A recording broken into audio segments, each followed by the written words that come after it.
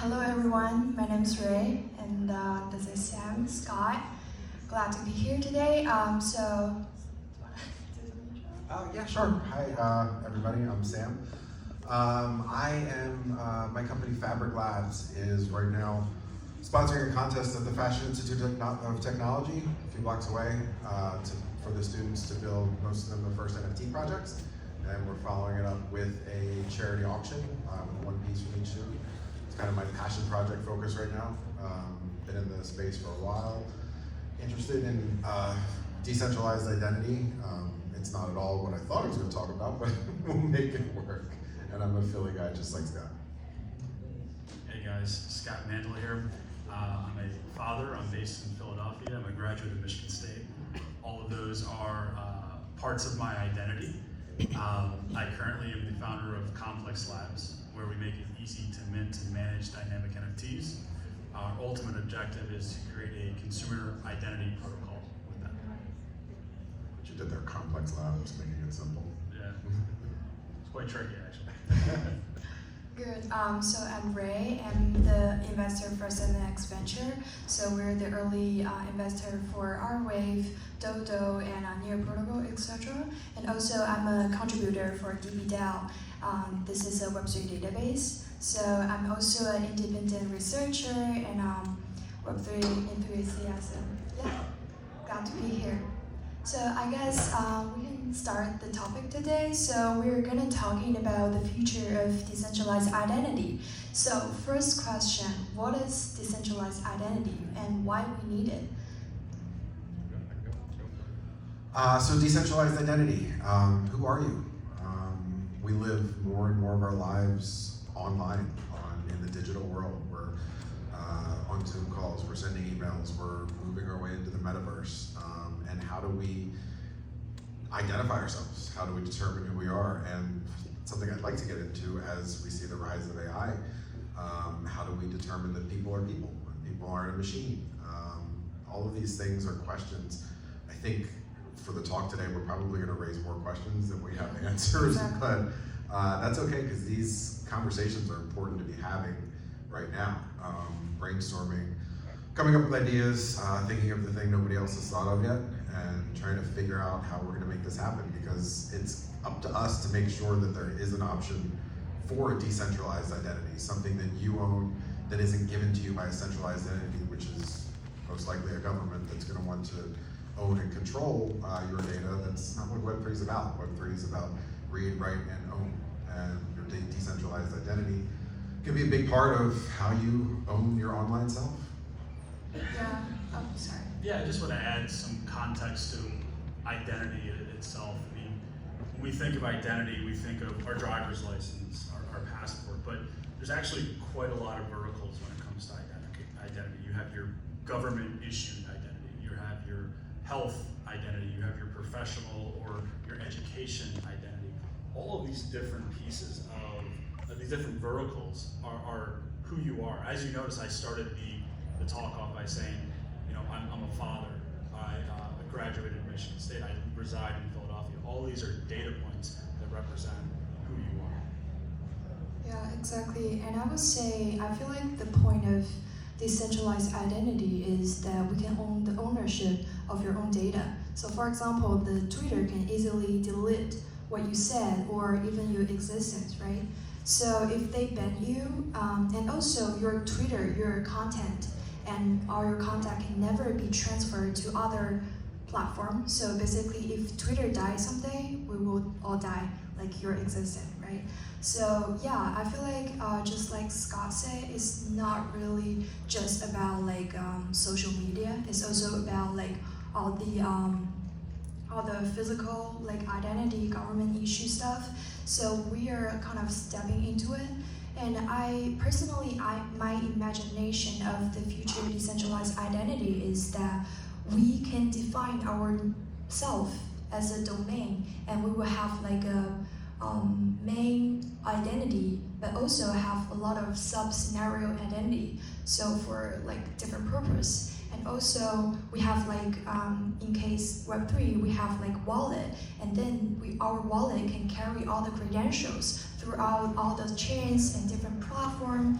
And yeah, today we're gonna focusing on what is the credentials are. So I think nowadays we see two types of credentials. One is the verifiable credential with DKPs. One is like soulbound token. Yeah. So do you guys wanna talk about like some? Yeah, I just wanted to expand a little bit on that and just talk about the ownership of data. And we all give it away all day, every day. You buy something on Amazon, you do a Google search, you send an email, you talk within 50 feet of your phone, your data is going out there. It's being sold, it's being monetized. One of my favorite and most terrifying stories is Ford Motor Company CEO last year announced that they will make more money off of their customers' data than they do off of selling automobiles.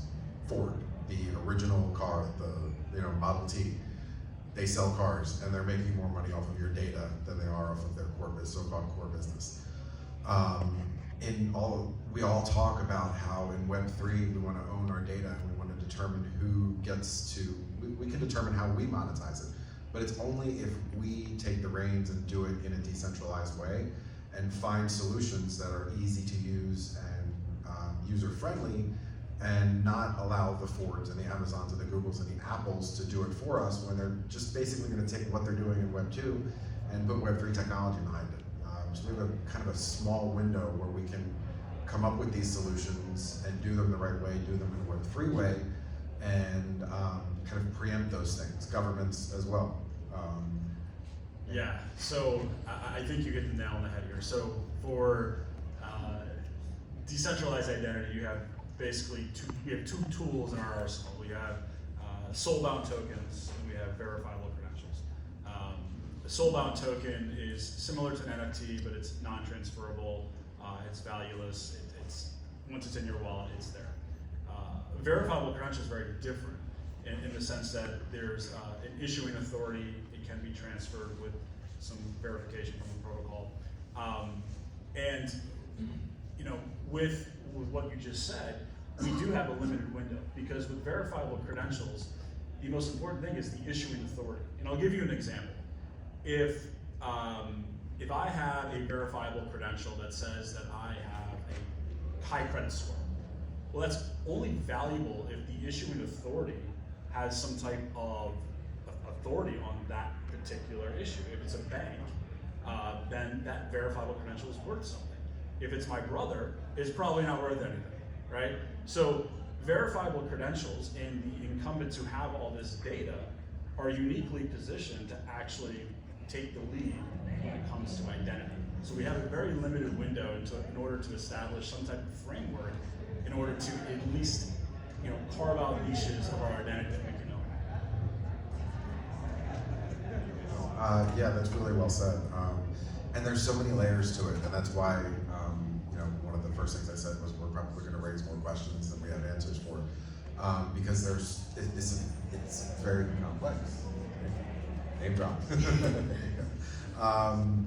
It's incredibly complex because there are so many pieces, and how do you segment your data? So if you go to this website, Ray brought up a great point about Twitter and owning your tweets. Just Facebook, you put a picture on Facebook, you don't own that anymore. Facebook owns it, it's out there forever. Well, imagine a world where you bring your social media identity with you and everything's saved and associated with your token. So at that point, companies have to cater to you. They have to continue to offer a superior quality product. Otherwise, you'll just take your toys and go somewhere else. It's a great opportunity to force innovation in companies, and not only that, but I would love to live in a world where we can add another data point that people can decide when they're making a purchase. Right now, and for the history, it's been quality and price. Is it good quality? Does it achieve what I wanted to achieve, and how much does it cost? What if we could add values to that? What if we could add a quality product here and a quality product there? Which one of these companies more aligns with my values? Which is more socially conscious? I don't like the CEO and he's doing some creepy stuff, I'll move somewhere else. And like I said, then the companies have to fight for you. They don't just, everybody uses Facebook because that's where all your old pictures are, and that's where you find out what everybody's birthday is. Well, if all that information is portable, then you could pick up and leave if you wanted. And they're gonna fight us. They're gonna fight us hard because it's a multi-trillion-dollar industry, your data that's out there, and they don't want to give it up. So we're gonna have to fight for it. But I think having these kinds of conversations and coming up with valuable solutions, Web3 can definitely do it. I want to piggyback off of that real quick. Saddle up, partner. Yeah. So, I don't know if many of you are aware, but cookies are being depreciated. Internet cookies are going to be depreciated over the next 12 months, right? So the idea of identity and the data that's available for you and readily accessible by brands, that's going to change in a yet to be determined way. I envision a world where I can take my identity to a website, provide them with some level of data in exchange for something. I'm going to change that relationship. I will give you access to my data. In exchange, I'm going to get something free. I'm going to get content, whatever it is. And if you cease to hold up your end of the bargain, well, then I can actually revoke the rights to that data through a verifiable credential. Now you no longer have access to that data. You can't interact with me in the way that you previously had been able to. So that's the vision that I hope we get to. It's to be determined if we go in that direction. Yeah, I totally agree. I feel like it's totally doable. And also, I think the problem right now is how to build that system. So as you mentioned, credential is really, really important layer. And there's a debate between is Soban token better or verifiable credential better? And I've been talking about this with Polygon ID's team for a really long time. They're using verifiable credential. So just give a little bit context about it. So just like Scott said, Soban token is just an NFT, but in your smart contract, you just said transaction 100% failed. So that prevents you to transfer your NFT. And since your NFT cannot be moved or transferred or deleted, it naturally become a credential for you. You can carry them in your wallet, right? But the problem is all the data for NFT is on chain. So people will bring question, what if I don't want somebody know my I don't want people to access my maybe address or maybe educational background. How can we do that? And so here comes verifiable credential. That is simply a credential that off-chain that some ZK zero knowledge proof company, they can actually do some processing, and then when people I was like Scott, I don't know your age, but I assume you 28 years old, maybe. I don't know. Yeah, you store that. Better talk after this. Yeah, you can just store that. But me as a bartender, I just want me to know that if you over 18 years old, right? So using verifiable credential, you don't have to reveal your age, but you send him a response that yes, I'm over 18 years old. So that's the best use case for verifiable credential. That is, you don't want to reveal your personal data, but you do want people to verify it. Yeah, but speaking of the Soban token, I feel definitely there's a certain use case for Soban token. For example, we all know Sample app, right? It's proof of attendance. So whenever you attend a meeting or you have a reputation, you want to show off, just you want to share on Twitter, and that kind of data you can actually carry on in your wallet as a Soban token, no problem. What do you think? You can Yeah, I love the idea of it. I mean, it's I think we're a little ways away, or maybe a long ways away from making it so easy to use. I think that's such a big piece of it. Is the idea is great, but how do we make it brain dead simple? Because if, especially in today's consumer market, people are willing to give up privacy, their data, in exchange for ease of use. And I'm guilty of it too. Amazon brings stuff to my house in a couple hours, so okay, I'll just accept all to whatever their terms and conditions are. I don't care, do whatever you want with my data. So we have to create solutions that are so easy to use for soulbound token, for decentralized identity, that it's not a burden on the consumer, but that's up to us. Like, we almost have to force it on the consumer and say, if you have two products that are equally easy to use, one of them says they protect your data and one of them doesn't, they're going to choose the one that protects your data. If the one that protects your data is 4% more difficult to use or requires 2 or 3 more steps, a lot of them are going to go with the other solution where they give up their data because people are lazy. People have short attention spans. It's the world we live in. So it's incumbent. Yeah, it's incumbent on all of us, I think, to really put that work in and put that time in and have these conversations to make it as easy as possible and give people that option. Yeah, just to piggyback on the example you gave about verifiable credentials, because I think this is important. When a woman goes to a bar and shows her ID, she needs to prove that she's over 21, right? In showing her ID, she's actually showing the bartender how old she actually is, where she lives, and a bunch of other information that the bartender did not need to know, right? Like that's like a low level example. And in society, we've been trained or almost required at some level to provide data in order to access particular services. Like, we've all been to the doctor's office and we fill out all these forms. Like, there's a lot of information. It's like, why do they need to know that? Like, I coach youth baseball and they need to know where I work. Like, how is that relevant to like youth baseball? I have no idea. But we're trained to give up this information. And unfortunately, I don't think decentralized identities are the end all be all. I think there will be centralized authorities. I don't think the US government is going to relinquish the ability to issue a driver's license to something that's decentralized, or passports, or a host of other things. But there are sections of identity that we can carve out that are decentralized. And part of that is going to be our willingness to accept the authority, the issuance of something, someone, some entity as valid. Right? If we're not willing to accept that maybe Identity DAO issued something that says, like, I have this particular skill set, well, then it's worthless. Your identity, the verifiable credential that you have, is implicitly tied to the entity that issues it.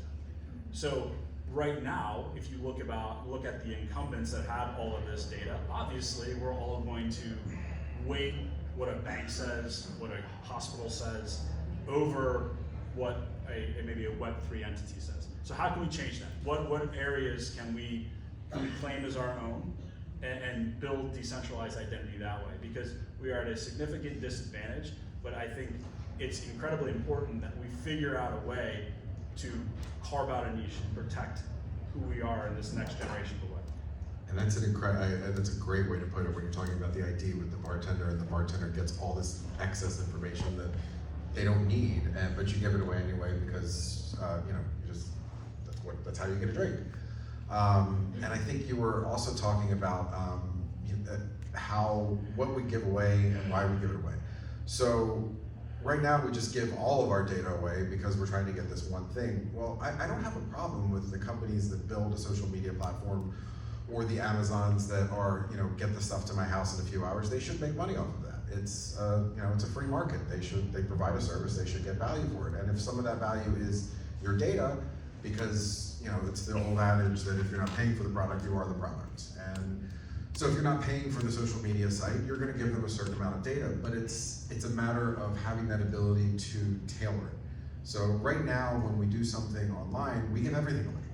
Our whole browser history, everything we've said or done near our phone, it's all just given away.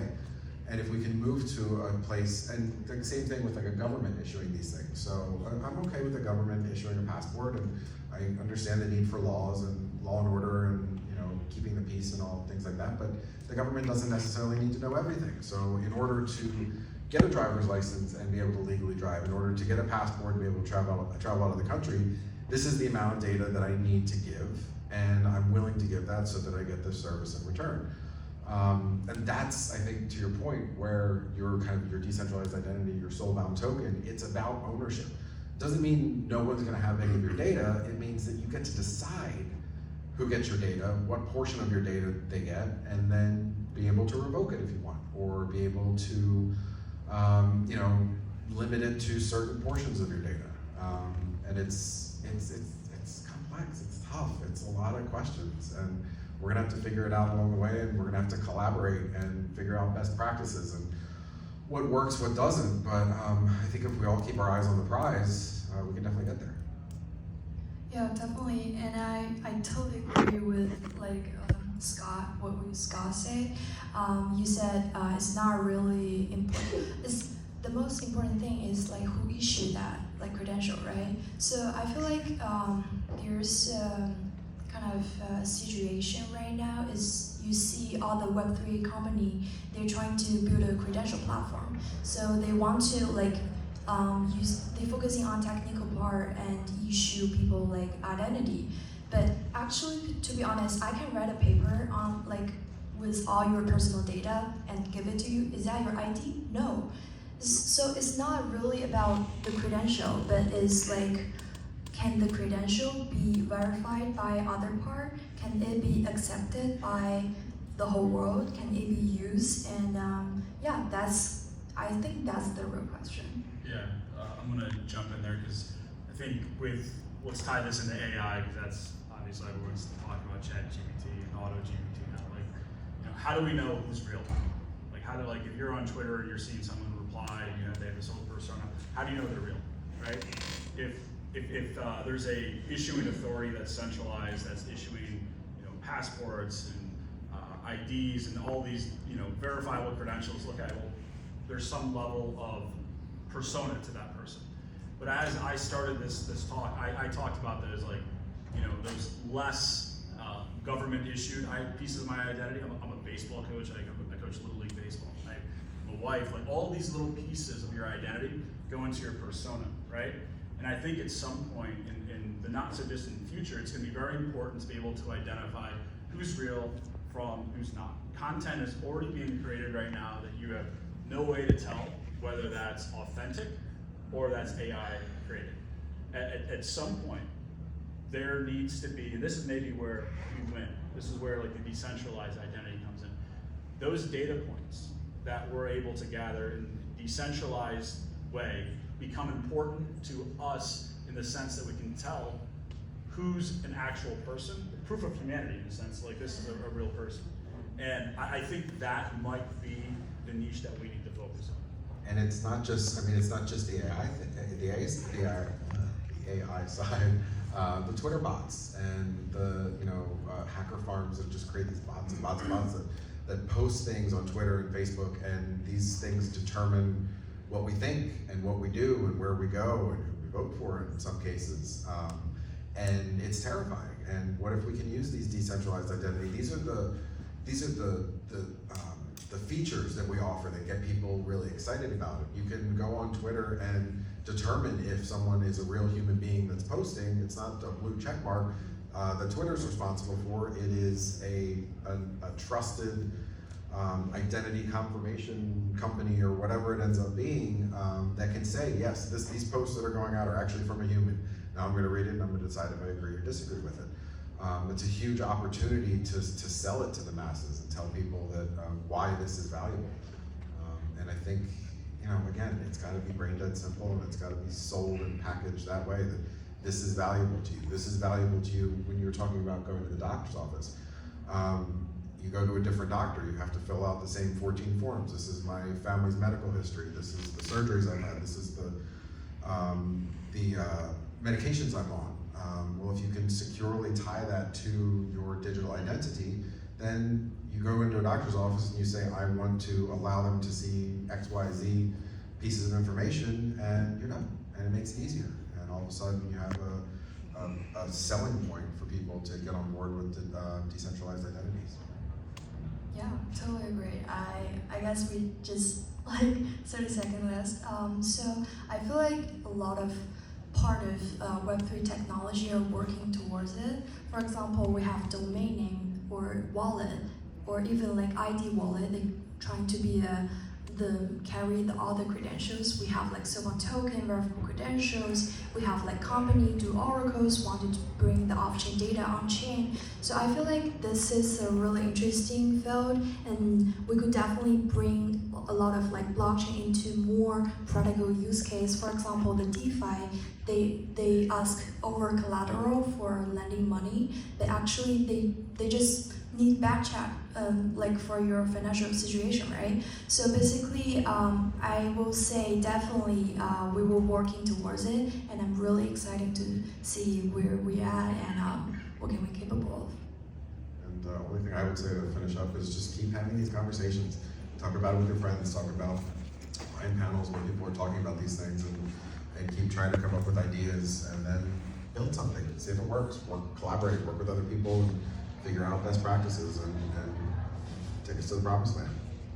I guess I'll finish up by saying if you believe that central bank digital currencies are coming, digital identity is right behind it, if not with it. So it's coming quick. Okay, thank you guys.